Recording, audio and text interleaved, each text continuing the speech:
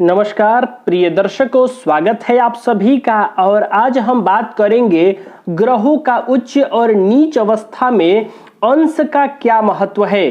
कितने अंश पर ग्रह होंगे तो उस अंशों को देखकर हम ग्रहों के उच्च और नीच में फल में क्या परिवर्तन समझें। ग्रहों के अंश से क्या फल में कुछ परिवर्तन आएगा जब ग्रह उच्च राशि में होंगे या नीच राशि में होंगे, तो आज हम यही समझेंगे विस्तार से और कुंडली पर भी समझेंगे। कुछ दर्शकों का यह प्रश्न रहा कि मान लीजिए कि ग्रह उच्च राशि में बैठे हैं, जैसे सूर्य मान लीजिए कि 1 नंबर की राशि मेष राशि में बैठे हैं तो उच्च के हैं, लेकिन यदि ये 0 अंश के हैं तो क्या फल देंगे, प्रभावशाली होंगे या नहीं होंगे। क्योंकि उच्च राशि में बैठा ग्रह सबसे बली होता है। समझिए कि कुंडली में जो सर्वशक्तिमान ग्रह है, जो सबसे शक्तिशाली ग्रह है, जो सबसे प्रभावशाली ग्रह है, वो ग्रह है कुंडली में बैठा उच्च का ग्रह। अब यदि वो 0 अंश का हो तो इसका क्या फल होगा। क्योंकि हमने अंश बल में पढ़ा है कि यदि ग्रह मेष राशि में हो और 0 अंश का हो तो वह बाल्यावस्था में है, और यदि कोई ग्रह शम राशि में बैठा हो जैसे चंद्रमा हो और ये 0 अंश के होंगे तो ये मृत अवस्था में होंगे।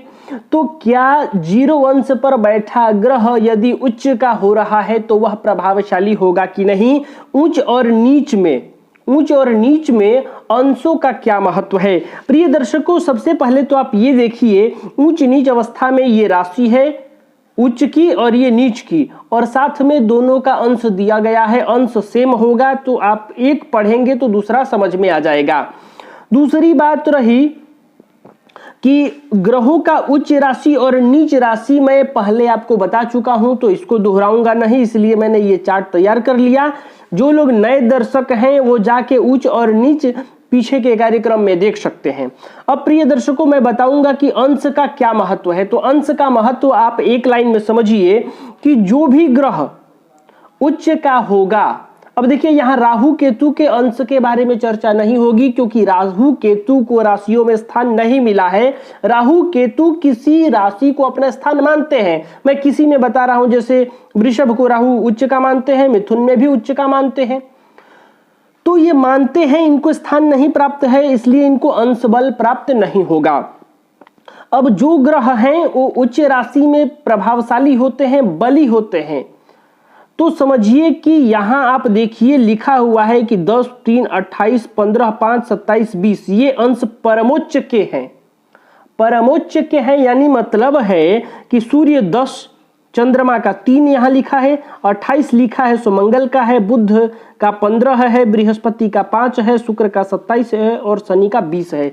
यही यहां क्रम से ग्रहों के बारे में लिखा है और ये अंश परमोच्च के हैं, अर्थात अपनी उच्च राशियों में इन अंशों में ग्रह परमोच्च में वह इन्हीं अंशों में 7वीं राशि में परम नीच के होते हैं।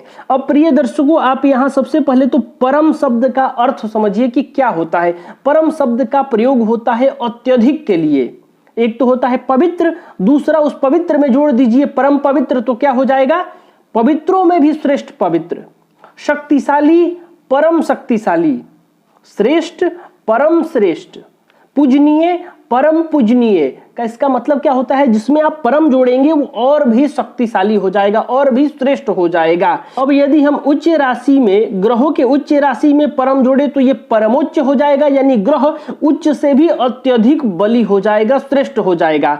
इसी प्रकार अब नीच में भी बात करेंगे कि यदि नीच में भी परम जोड़ दें तो ग्रह परम नीच का हो जाएगा। यानी कि यदि इस अंश पर ग्रह यदि उच्च राशि में बैठे होंगे तो वह अत्यधिक प्रभावशाली होंगे, और नीच राशि में बैठे होंगे तो वह और भी घातक होंगे।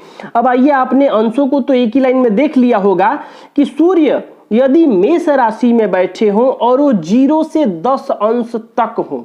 अब यहां आपको यह ध्यान रखना है कि ये तक में होना चाहिए, 10 से ऊपर होंगे तो नहीं।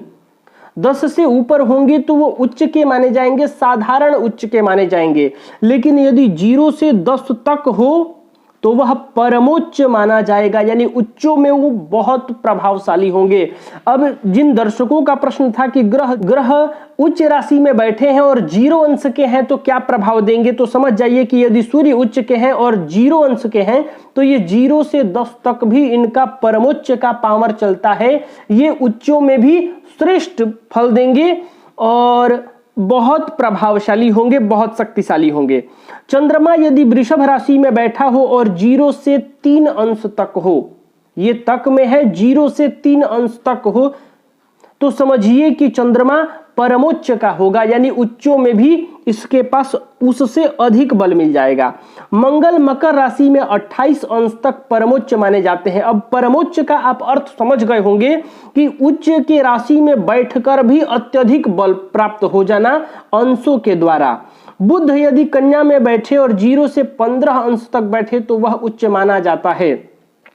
बृहस्पति कर्क राशि में बैठे और 0 से 5 अंश तक हो तो परमोच्च हो जाता है, उच्च से भी श्रेष्ठ हो जाता है। शुक्र मीन राशि में 27 अंश तक परमोच्च होते हैं और शनि तुला राशि में 20 अंश तक परमोच्च होते हैं। यानी ये उच्च राशि में ग्रह बैठने से ही बली हो जाएंगे, मजबूत हो जाएंगे, श्रेष्ठ हो जाएंगे। और यदि इन अंशों पर भी हो जाए, ये अंश भी प्राप्त हो जाए तो फिर कहना ही क्या है, ग्रह जबरदस्त प्रभाव देने वाले हो जाएंगे। जैसे मान लीजिए यहां सूर्य बैठा हुआ है और सूर्य यहां 10 अंश का है तो ये परमोच्च का होगा। चंद्रमा वृषभ में है और 3 अंश तक हो तो परमोच्च होगा, इससे ऊपर नहीं। मंगल 28 अंश का, अगर मकर राशि में मंगल बैठे हैं और 0 से 28 अंश तक हैं तो ये परमोच्च माने जाएंगे। बुध यदि कन्या राशि में बैठे और 0 से 15 अंश तक हो तो यह परमोच्च माना जाएगा। इसी प्रकार बृहस्पति यदि 5 अंश तक कर्क राशि में हो तो ये परमोच्च माने जाएंगे। शुक्र 27 अंश तक मीन राशि में हो तो परमोच्च हो जाएंगे। शनि 20 अंश तक तुला राशि में बैठे तो ये परमोच्च माना जाएगा, यानी उच्चों में भी श्रेष्ठ फल करेंगे। तो दर्शकों, आप अब यहां ये समझिए कि जब ग्रह उच्च राशि में बैठकर श्रेष्ठ फल करेंगे और नीच राशि में इससे विपरीत करते हैं और उच्च राशि में इस अंशों पर बैठकर यह परमोच्च हो जाएंगे, यानी अत्यधिक श्रेष्ठ फल करेंगे, तो इससे ठीक इस पर हम समझें कि ग्रह जब नीच के होके अंश पर प्राप्त होंगे, यानी इन अंशों पर होंगे, तो वो नीच से भी नीच यानी परम नीच की तरह काम करेंगे, यानी वो अशुभ ही नहीं बल्कि महाअशुभ हो जाएंगे। मैं परम का पर्यायवाची आपको बता दिया, महा लगा लीजिए। जैसे उच्च तो महा उच्च, तो यहां नीच तो महानीच, नीच यानी परम नीच, यानी अशुभ तो समझिए कि महाअशुभ, निकृष्ट महानिकृष्ट, परम निकृष्ट, यानी उनकी अशुभता में और वृद्धि हो जाएगी। अब कब होगी, देखिए अंश दोनों में सेम है। सूर्य 10 अंश पर मेष में उच्च होंगे तो परमोच्च हो जाएंगे और तुला में यदि 10 तक हुए तो परम नीच हो जाएंगे। इसी प्रकार चंद्रमा वृषभ में 3 अंश तक उच्च के होकर परमोच्च हो जाएंगे, तो यहां वृश्चिक में चंद्रमा 3 अंश पर होने पर परम नीच हो जाएंगे।